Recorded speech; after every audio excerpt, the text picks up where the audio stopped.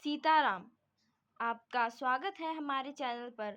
आज हम आप बात करेंगे एक ऐसे पवित्र स्थल की जहां खुद भगवान शिव ने सृष्टि को बचाने के लिए जहर का पान किया था। यह स्थान है नीलकंठ महादेव मंदिर, जो उत्तराखंड के ऋषिकेश के पास स्थित है। नीलकंठ महादेव मंदिर उत्तराखंड के पौड़ी गढ़वाल जिले में स्थित है। यह मंदिर मणिकूट पर्वत पर बसा है, जहां मधुमती और पंकजा नदियों का संगम होता है। यह जगह समुद्र तल से करीब 1330 मीटर की ऊंचाई पर स्थित है और यहां पहुंचने के लिए पहाड़ों के घने जंगलों से होकर गुजरना पड़ता है। यह स्थान न सिर्फ धार्मिक दृष्टि से बल्कि प्राकृतिक रूप की खूबसूरती के लिए भी जाना जाता है। इस मंदिर को लेकर एक पौराणिक कथा भी है। कथा के अनुसार समुद्र मंथन से निकली चीजें देवताओं और असुरों में बांटी गईं, लेकिन तभी हलाहल नाम का विष निकला। इसे ना तो देवता चाहते थे और ना ही असुर। यह विष इतना खतरनाक था कि संपूर्ण सृष्टि को विनाश कर सकता था।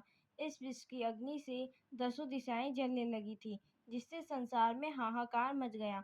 तभी भगवान शिव ने पूरे ब्रह्मांड को बचाने के लिए विष का पान किया।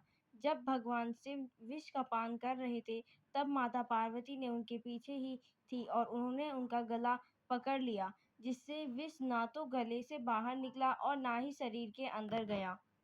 विष भगवान शिव के गले में ही अटक गया, जिसकी वजह से उनका गला नीला पड़ गया। फिर महादेव नीलकंठ कहलाए।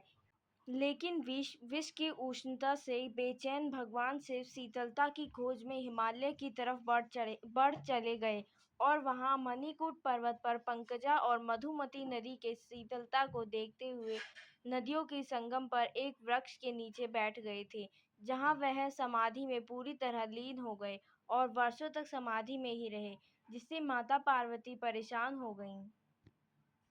माता पार्वती भी पर्वत पर बैठकर भगवान शिव की समाधि का इंतजार करने लगी। लेकिन कई वर्षों बाद भी भगवान शिव समाधि में लीन ही रहे। देवी देवताओं की प्रार्थना करने के बाद भोलेनाथ ने आंख खोली और कैलाश पर्वत पर जाने से पहले इस जगह को नीलकंठ महादेव का नाम दिया।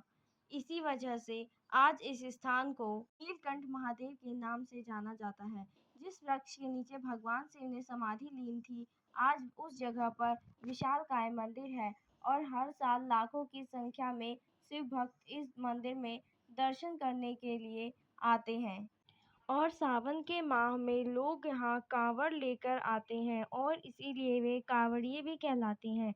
जो कांवड़िए होते हैं वह तरह तरह की कांवड़ बनाकर लाते हैं, पैदल चलते हैं कई कई दिनों तक और फिर जल से नीलकंठ महादेव का जलाभिषेक भी करते हैं। जो भक्त कांवड़ लाने में समर्थ नहीं हो पाते हैं, वह कांवड़ियों की संपूर्ण निष्ठा से सेवा और सहायता करते हैं।